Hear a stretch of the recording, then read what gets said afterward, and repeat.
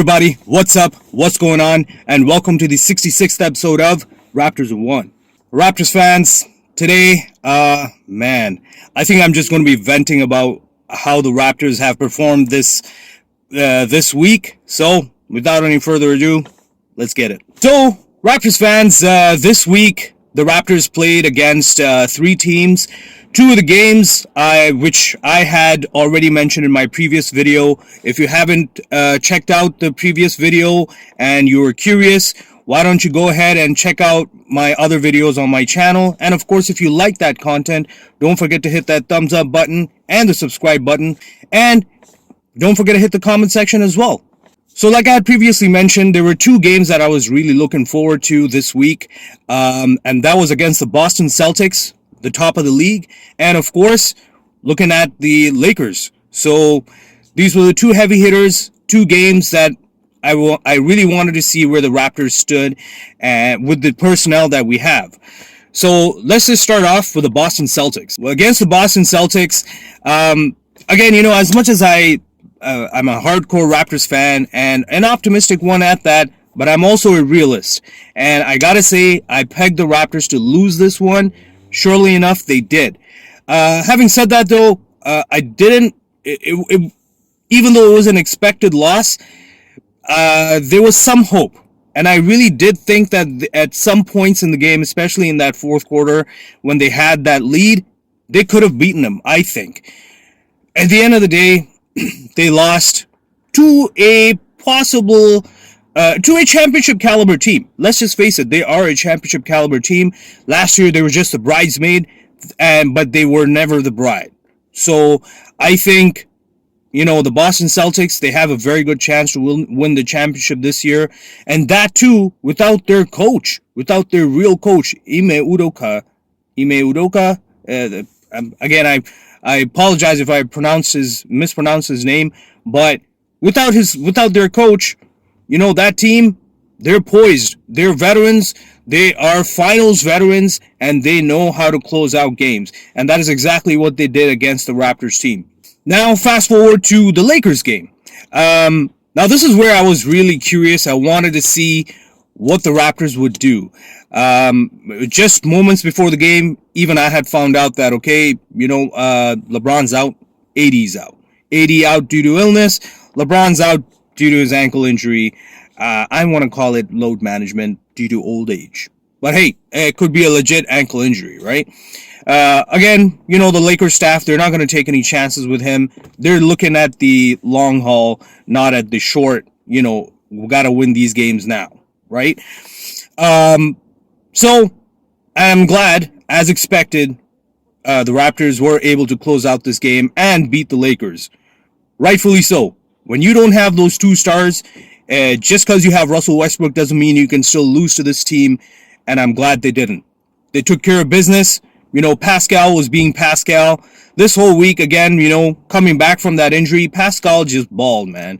And there is no stopping this guy. He's on a mission. Freddie, he's been a little inconsistent, but, you know, he was hitting bricks, but he found his shot. And he helped us win that game. Scotty Barnes was doing pretty good, right up until last night. And this is the game that I want to talk about, when the Raptors took on the Orlando Magic. Yeah. Now here's the thing: when you're playing a bottom feeder team, and this happens, and Raptors fans, you know, you can hit the comment section.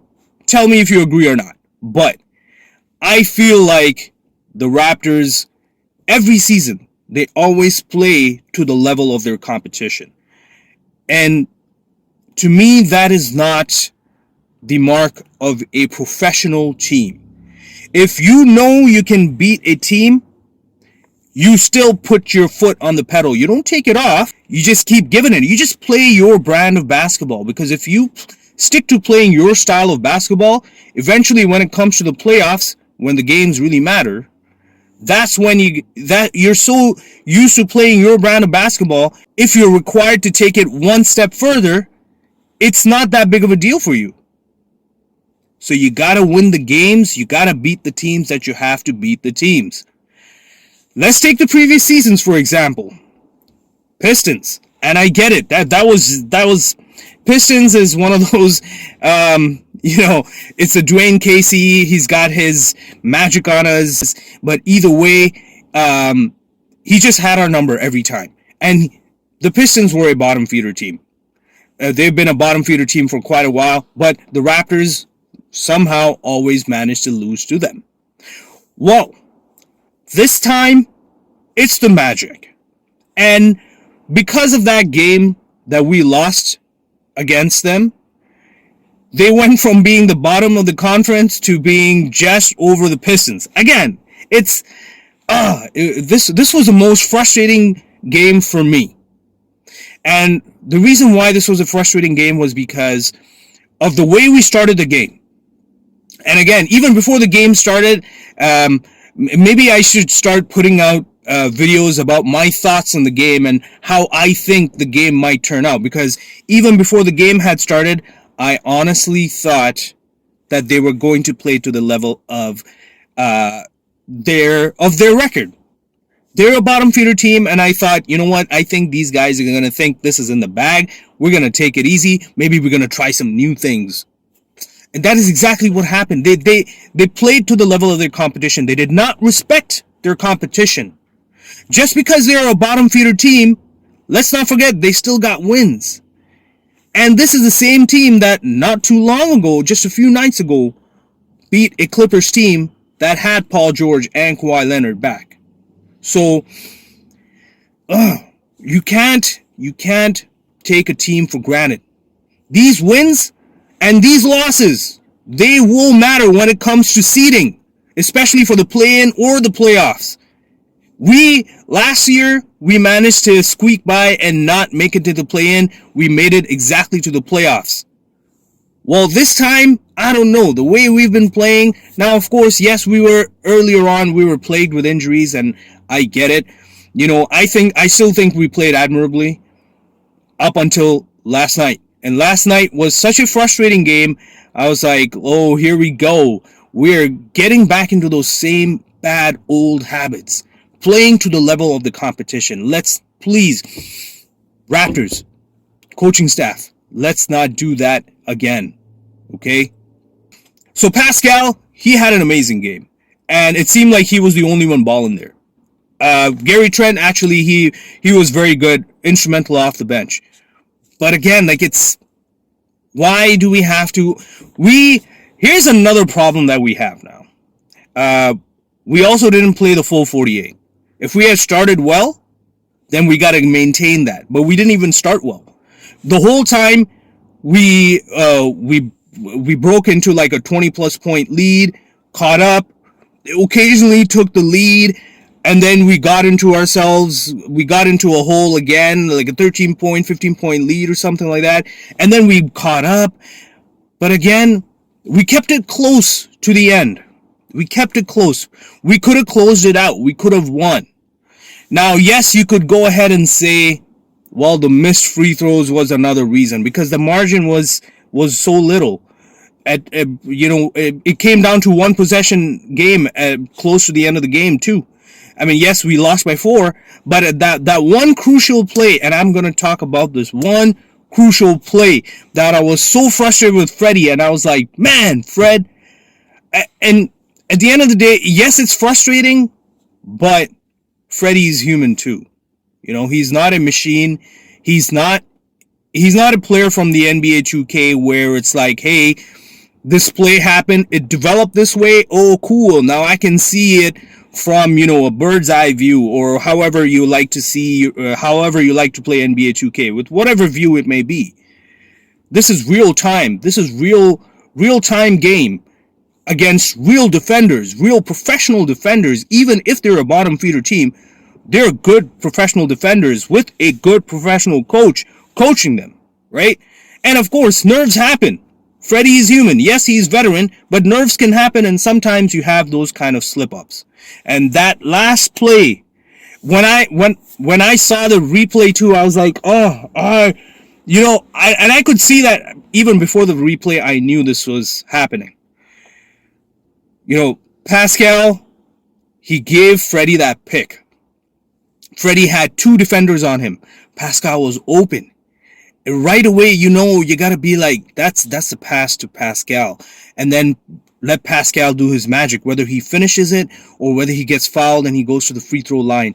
You stop the time. Now you have some time. But that didn't happen. That didn't materialize, and he just turned the ball over because of the defense. Actually, he didn't even turn the ball over. He took a very tough fadeaway shot over a taller defender. Of course, he was going to miss that. But that was a frustrating point. I was like, man, that was a pass. And you expect Freddie to make that call, to make that play, to make that read. You knew Freddie could have done that, but he didn't. I don't know what was going through Freddie's mind. Maybe and you know what? Maybe you got to give a little bit of props to the defense. You put 2 bigger defenders on Freddie, and his field of vision is blocked. So Pascal can scream all he wants, but if Freddie can't see where he has to make that pass, and if he doesn't have that lane to make that pass, he's not making that pass. And I have mentioned this in my previous videos too. You want to stop Freddie, put a bigger defender on him, make him uncomfortable, and now you've slowed down the game for the entire Raptors. Unfortunately, the Raptors lose this one. We're going to play them again in a very playoff style. 2 back-to-back games. Is going to be in Orlando again. They're already there. They're probably resting, probably watching some film. It's going to be interesting. And we'll see the adjustments that they make. Now, this has to be very interesting because if I'm Nurse and if I'm the Raptors, I'm saying I'm taking that loss personal. Again, I get it. Professional team. They have some wins. They beat some very notable teams like LA Clippers not too long ago with Paul George and Kawhi Leonard, but they're a bottom feeder team. They're a young, inexperienced team. And you are a championship team. You are a veteran team. You have the playoff pedigree. Use it. Let them know that, hey, you got that win because we didn't come out to play. Now we're taking you seriously. Now we respect you. Now we're going to show you what Raptors basketball is all about. Now we're going to show you, give you a little taste of what a playoff adjustment game turns out, how it looks. And that's what has to happen in the next game. They have to play that playoff style ball. And if it means that they go on a 25-30, they have a 25-35 point lead in the entire game, so be it. But don't take that foot off that pedal. There's no mercy in this game, baby. There is no mercy. That's all I got for today, folks. Again, subscribers, much appreciated for all the support. Viewers as well. New viewers again, and old viewers. If you haven't hit that subscribe button yet, what you waiting for? Don't be shy. Join the Raptors in One family. You're more than welcome. And of course, hit the thumbs up button if you like the content and hit that comment section. So until next time, I'm out.